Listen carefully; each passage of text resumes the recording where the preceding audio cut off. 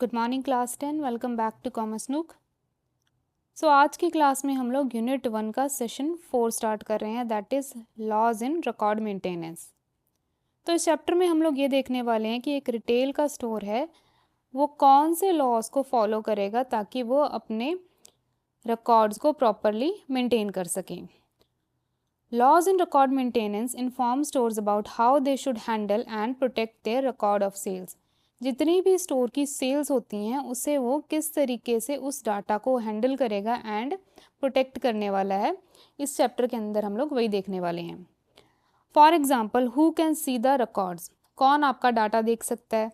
What the law enforcement agencies से, law enforcement agencies हैं वो इन लॉज के अकॉर्डिंगली क्या बोल रही हैं। अभी लॉ एनफोर्समेंट एजेंसीज कौन सी होती हैं, ये वो एजेंसीज हैं जो लॉ को एनफोर्स कर रही है, यानी कि लॉ को लागू कर रही है, ये इंश्योर कर रही है कि एक कंट्री के अंदर प्रॉपरली सभी लॉ को फॉलो करें। कौन कौन आ जाएगा इसके अंदर, एक तो आ जाएगी पुलिस, सीबीआई, ईडी, ये सब लॉ एनफोर्समेंट एजेंसीज हैं। And how long they must keep the record. इस चैप्टर में हम लोग ये भी देखने वाले हैं कि आपको ये जो डाटा या फिर ये जो रिकॉर्ड रखना है वो कितने टाइम के लिए रखना है। ठीक है, तो ये सब होगा इस चैप्टर के अंदर। Legal procedure of record maintenance in retail. So the first point is the retail sales record required under this are confidential and accessible by the Board of Pharmacy and Law Enforcement Agencies. तो ये WAC क्या है, ये एक code है, Washington administrative code. इस code में क्या कहा गया है, जितने भी रिटेल के सेल्स रिकॉर्ड हैं वो कॉन्फिडेंशियल होने चाहिए एंड एक्सेस कौन कर सकता है उसे, सबसे पहले तो एक बोर्ड ऑफ फार्मेसी उसे एक्सेस कर सकता है और दूसरा लॉ इन्फोर्समेंट एजेंसीज। एक्सेस करने का मतलब है ये आपसे डिमांड कर सकते हैं आपके सेल्स रिकॉर्ड को। लॉ इन्फोर्समेंट में access the sales record for criminal investigation when there is an articulated suspicion of criminal activity. अब ये जो लॉ इन्फोर्समेंट एजेंसीज हैं ये आपसे डिमांड कर सकती हैं आपका सेल्स का रिकॉर्ड किसी क्रिमिनल इन्वेस्टिगेशन के रिलेटेड में कर सकते हैं, या फिर इन्हें अगर कोई क्रिमिनल एक्टिविटी के रिलेटेड कोई सस्पिशन है, यानी कि इन्हें शक है कोई क्रिमिनल एक्टिविटी हुई है, तो इस केस में भी ये आपसे आपका सेल्स का रिकॉर्ड है वो डिमांड कर सकते हैं। Third point is each law enforcement agencies administrator chief और CEO shall ensure that only authorised employees have access to the data. अब ये जो लॉ इन्फोर्समेंट एजेंसीज़ के जो एडमिनिस्ट्रेटर हो गए, चीफ हो गए या CEOs हैं, ये इस चीज़ का इंश्योर करते हैं कि सिर्फ और सिर्फ जो ऑथोराइज एम्प्लॉयज़ हैं उनके पास ही आपके डाटा का एक्सेस हो। Each employ use his unique password और कोड टू एक्सेस डाटा। जब भी ये आपके डाटा को इस्तेमाल करेंगे ये हमेशा एक यूनिक ID पासवर्ड का इस्तेमाल करेंगे। All state and federal laws regarding confidentiality must be followed. जितने भी स्टेट एंड फेडरल लॉज के अंडर कॉन्फिडेंशियलिटी के लॉज हैं उन्हें ये लोग फॉलो करेंगे। Last is new employees are given new password while password of former employees are deactivated. नए एम्प्लॉयज़ को नए ID पासवर्ड मिलता है एंड जो पुराने एम्प्लॉयज़ हैं, यानी कि जो एम्प्लॉयज़ जा चुके हैं ऑर्गेनाइजेशन को छोड़कर, उनके ID पासवर्ड को डीएक्टिवेट कर देते हैं ताकि किसी बाहर के इंसान के पास आपके डाटा का एक्सेस ना आए।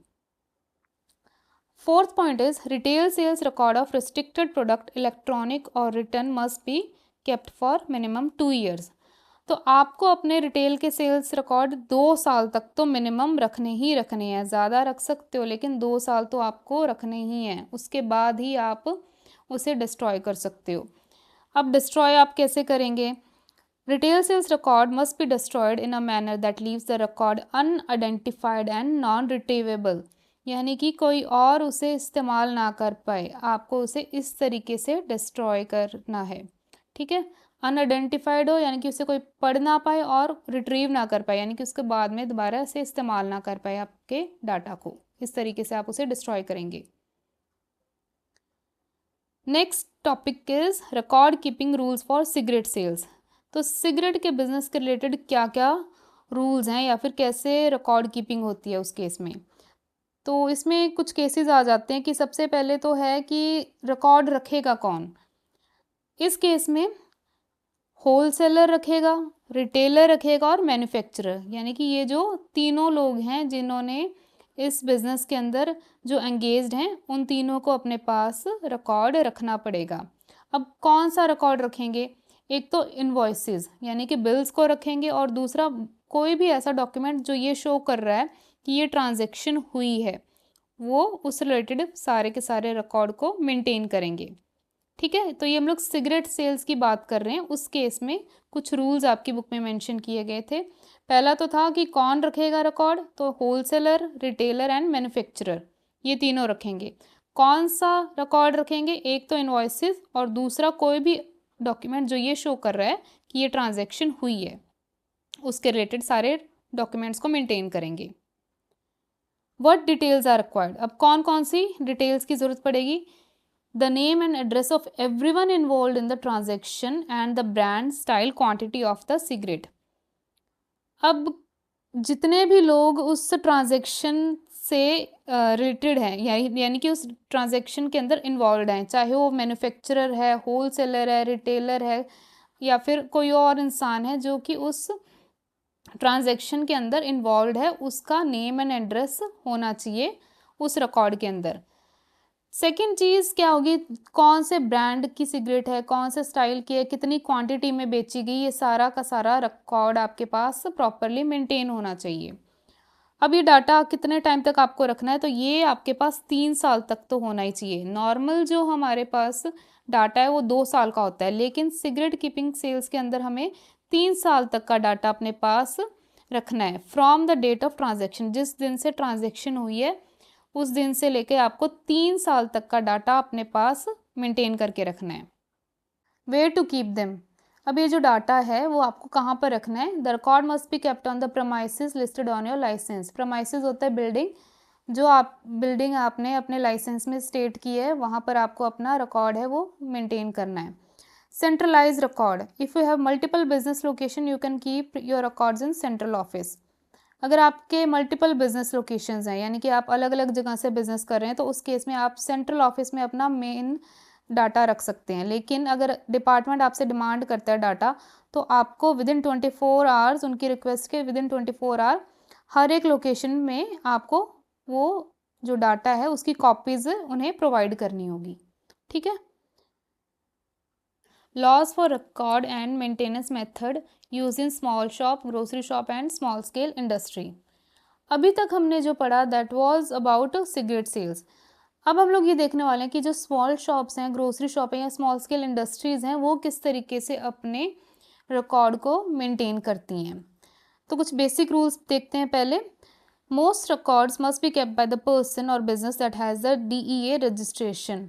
तो जो बिजनेसेस या फिर पर्सन जिनके पास DEA रजिस्ट्रेशन है, उन्हें अपने पास अपने डाटा को रिकॉर्ड करके रखना होगा। अब ये DEA क्या है? ये है ड्रग एनफोर्समेंट एडमिनिस्ट्रेशन। ठीक है, drug enforcement administration. These records must be kept for at least 2 years and be available for inspection and copying by authorized DEA employees. अब ये जो डाटा है वो आपको 2 साल तक तो एटलीस्ट रखना ही रखना है, और DEA आपसे कभी भी ये डिमांड कर सकती है या फिर इसकी कॉपी डिमांड कर सकती है आपसे। ठीक है। कीपिंग रिकॉर्ड एट ए सेंट्रल लोकेशन। नॉर्मली क्या होता है, आपको अपना जो भी रिकॉर्ड है वो रजिस्टर्ड लोकेशन पे रखना होता है। लेकिन अगर आपके मल्टीपल बिजनेसेस हैं और आप चाहते हैं कि एक सेंट्रल लोकेशन हो जहां आपका का सारा रिकॉर्ड रखा जाए, तो उस केस में कुछ आपको रूल्स को फॉलो करना पड़ता है, वही देखने वाले हैं हम लोग। You can keep financial and shipping records like invoices at a central office instead of the main registered location. तो सेंट्रल लोकेशन के अंदर आप लोग क्या कौन कौन से डाटा को रख सकते हो? सबसे पहले तो एक फिनेंशियल रिकॉर्ड को रख सकते हो, और दूसरा शिपिंग रिकॉर्ड को आप सेंट्रल लोकेशन पे रख सकते हो। उसके अलावा जितने भी रिकॉर्ड्स हैं वो आपको रजिस्टर्ड लोकेशन पे ही रखने हैं। To do this you must send a written notice to the DEA special agent in charge. अगर आप अपने डाटा को या फिर अपने रिकॉर्ड को सेंट्रल लोकेशन पर लेकर आना चाहते हैं, ध्यान रखो मेनली आपके पास रजिस्टर्ड लोकेशन पे ही होता है आपका का सारा रिकॉर्ड। लेकिन अगर आप चाहते हैं कि आप रजिस्टर्ड लोकेशन के बजाय सेंट्रल लोकेशन पे आपका डाटा पड़ा हो, तो इस केस में आप ये काम कैसे कर सकते हैं, आपको लिखना होगा DEA के स्पेशल एजेंट को एक रिटन नोटिस। ठीक है, ये जो DEA का स्पेशल एजेंट को जो इंचार्ज होगा उसे एक रिटन में एक नोटिस लिखेंगे। अब ये जो नोटिस होगा वो आप उनको मेल कर देंगे एंड उन साथ में उन्हें ये भी बताएंगे कि कौन सा जो रिकॉर्ड है वो आप सेंट्रल लोकेशन पे रखना चाहते हैं, और ये भी बताएंगे कि कौन सी वो लोकेशन है। ठीक है, सारी की सारी इन्फॉर्मेशन उस मेल के अंदर आप उन्हें बता देंगे। अगर तो उनका रिप्लाई आ जाता है ठीक है, अगर वो रिप्लाई नहीं देते हैं तो उस केस में विदिन 14 डेज आप अपना जो लोकेशन है वो चेंज कर सकते हैं। You can start keeping record centrally 14 days after the DEA receive your notice unless they tell you no.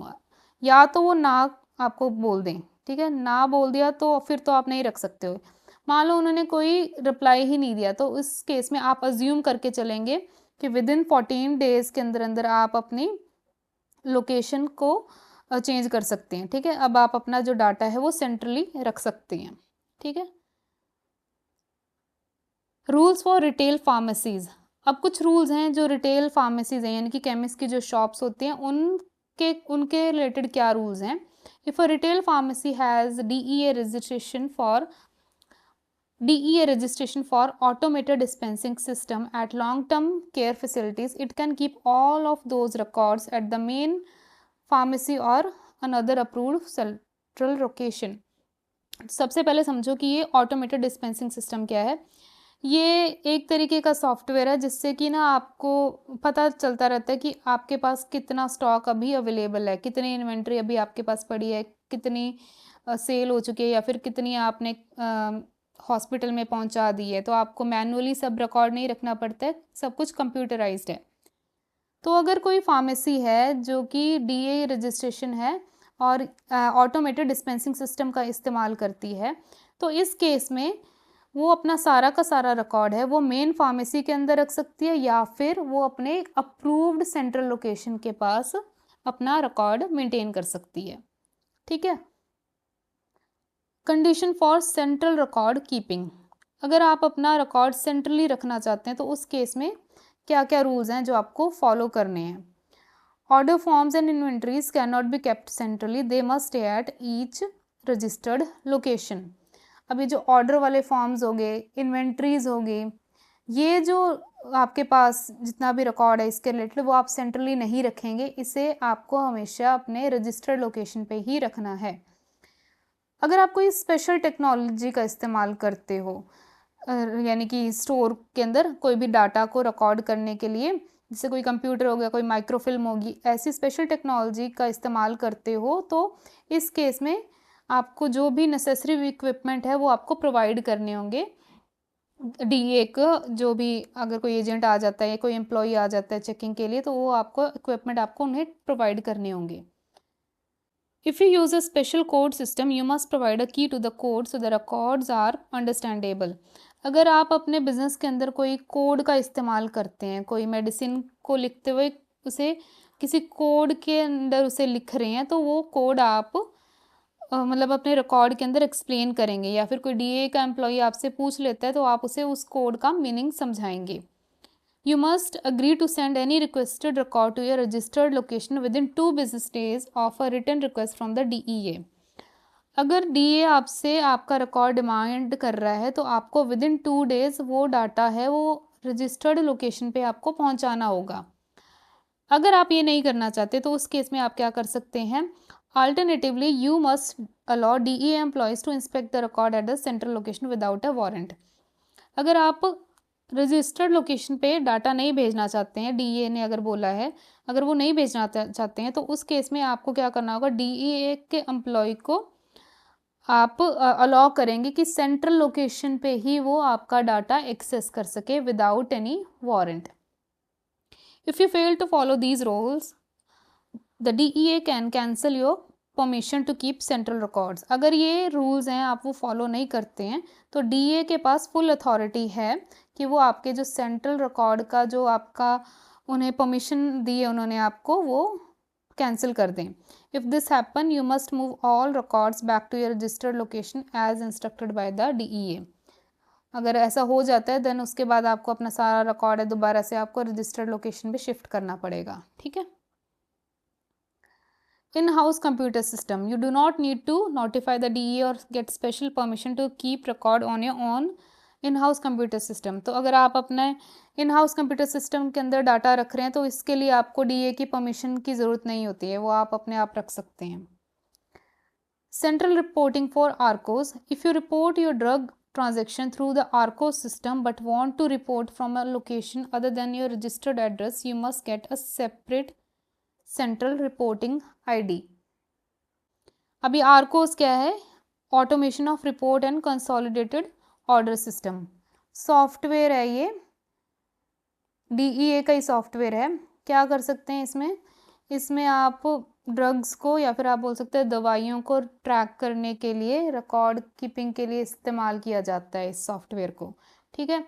अब मान लो कि आप ये DEA का ये सॉफ्टवेयर इस्तेमाल कर रहे हो ड्रग की ट्रांजैक्शन को रिकॉर्ड करने के लिए, लेकिन आप चाहते हो कि हम लोग ये रजिस्टर्ड एड्रेस से ना इसे रिकॉर्ड करें, बजाय कि सेंट्रली जो सेंट्रल लोकेशन है उसका इस्तेमाल करें। तो इस केस में आपको एक सेपरेट रिपोर्टिंग ID बनानी पड़ेगी।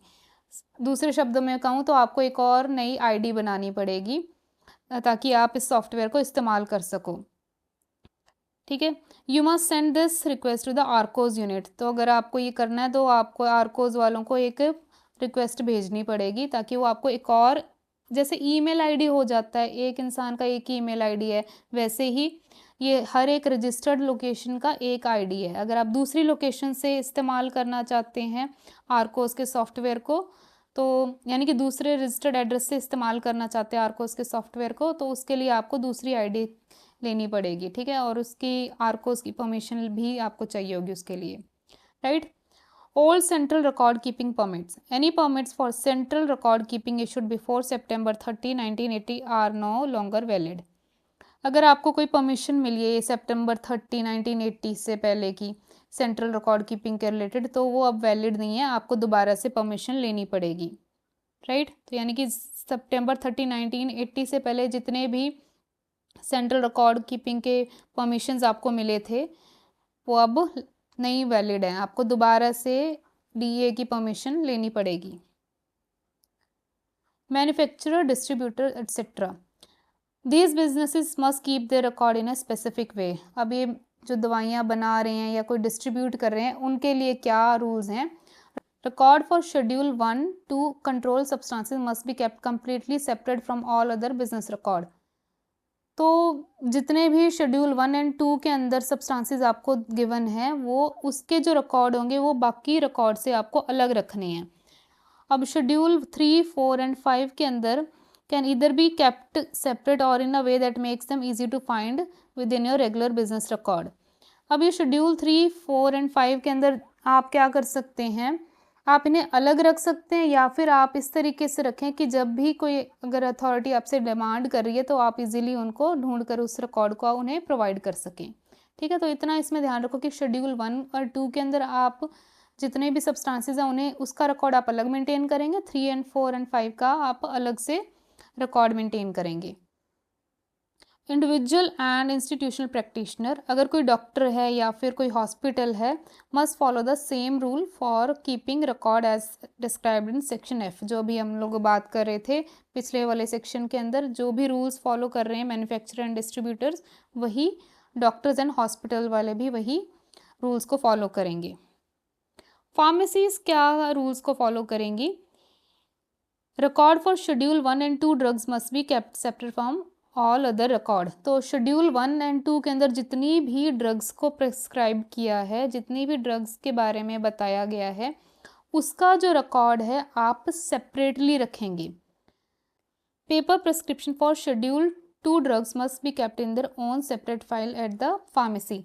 तो शेड्यूल 2 के अंदर जितनी भी ड्रग्स हैं उसका जो रिकॉर्ड है वो आप एक सेपरेट फाइल के अंदर रखेंगे। पेपर 2 प्रिस्क्रिप्शंस का मतलब है कोई भी अगर कस्टमर आ जाता है उसे शेड्यूल 2 के अंदर प्रिस्क्राइब की हुई दवाइयाँ अगर किसी डॉक्टर ने सजेस्ट किया तो उसका जो रिकॉर्ड है वो आपको अलग से मेंटेन करके रखना है। Record for schedule 3, 4 and 5 can be kept separately और in a way that makes them easy to find. अब 3, 4, 5 के अंदर जितनी भी ड्रग्स को जितने भी ड्रग्स मेंशन की गई हैं उसका जो रिकॉर्ड है वो आप अलग से रखेंगे ताकि उसे इजीली आप एक्सेस कर सकें। Paper prescription for schedule 3, 4, 5 can be kept in a separate file और with other prescription if they are easy to retrieve. तो शेड्यूल 3, 4, 5 के अंदर जितने भी प्रिस्क्रिप्शंस आती हैं उसे आप सेपरेट फाइल के अंदर रखेंगे और इस तरीके से रखेंगे कि वो इजीली रिट्रीवेबल हो। To make them readily retrievable, these prescriptions must be stamped with the red letter C at least 1 inch high in the lower right corner. अब इन्हें इजीली रिट्रीवेबल बनाने के लिए आप क्या कर सकते हैं, आप स्टैम्प कर सकते हैं, रेड लेटर से C लिख सकते हैं, कहाँ पर, लोअर राइट कॉर्नर पे। तो ऐसे बड़ा सा रेड कलर में आप C बना सकते हैं ताकि ये आपको पता चल जाए कि ये फाइल कहाँ पर है, आप और आपको ज़्यादा ढूंढने की ज़रूरत ना पड़े। लेकिन अगर आप कंप्यूटर सिस्टम का इस्तेमाल कर रहे हैं तो this stamp is not required, तो इस केस में आपको इस स्टैम्प की ज़रूरत नहीं है। Electronic prescriptions must be kept in a specific application. The computer can be offsite, but the record must be easy to access and print at the pharmacy if the DEA requests them. अगर कोई prescription आ जाती है electronically, अभी जो पिछले वाले case में हम लोग बात कर रहे थे वो था पेपर प्रिस्क्रिप्शन, यानी कि किसी डॉक्टर ने पेपर पे लिखकर प्रिस्क्रिप्शन दी है, यानी कि ये ड्रग्स जो दिए हैं वो या फिर ये जो दवाई दी है वो पेपर पे लिख कर दी है। अगर कोई ऐसा केस आ जाता है जिसमें कि इलेक्ट्रॉनिक प्रिस्क्रिप्शन है, मतलब किसी डॉक्टर ने इलेक्ट्रॉनिकली प्रिस्क्रिप्शन दी है कि ये दवाई आप ले सकते हो एक पेशेंट को, तो उस केस में आप कैसे रिकॉर्ड करेंगे, it must be kept in a specific application. The computer can be off site but the record must be easy to access and print at the pharmacy if the DEA request him. अगर DEA ने demand किया है कि ये इसकी detail हमें दो, इस प्रिस्क्रिप्शन की डिटेल हमें दो, तो वो फार्मेसी को उसे प्रिंट करवा कर उसे प्रोवाइड करना होगा। The electronic system must be able to sort record by prescriber name, patient name, drug and date. अब इस जो प्रिंट करके वो जो आपको प्रिस्क्रिप्शन पकड़ाएंगे, यानी कि DEA को जो पकड़ाएंगे प्रिस्क्रिप्शन, उसके अंदर क्या क्या होना चाहिए, एक तो कौन सा डॉक्टर है जिसने वो मेडिसिन प्रिस्क्राइब की है, पेशेंट का नाम क्या है, उस ड्रग का नाम क्या है और कौन सी डेट को वो मेडिसिन है वो प्रिस्क्राइब की है, ये सब उसके अंदर उस प्रिंट वाले डॉक्यूमेंट के अंदर होना चाहिए। ठीक है, so that is all for today's class. I hope कि आज की क्लास आपको क्लियर हो गई हो। मेनली तो इसके अंदर जो क्वेश्चन आते हैं वो MCQs में ही आते हैं, लेकिन यू नेवर नो कि CBSE आपसे कब कौन सा क्वेश्चन पूछ ले, इसीलिए मैंने ये थोड़ा डिटेल में आपको ये चैप्टर कवर करवा दिए है। आई होप कि क्लास आपको क्लियर हो गई हो। इन केस अगर आपका कोई डाउट है तो आप नीचे कमेंट सेक्शन में लिख दें, मैं उसका बाद में रिप्लाई कर दूँगी। So see you in the next class. Thank you.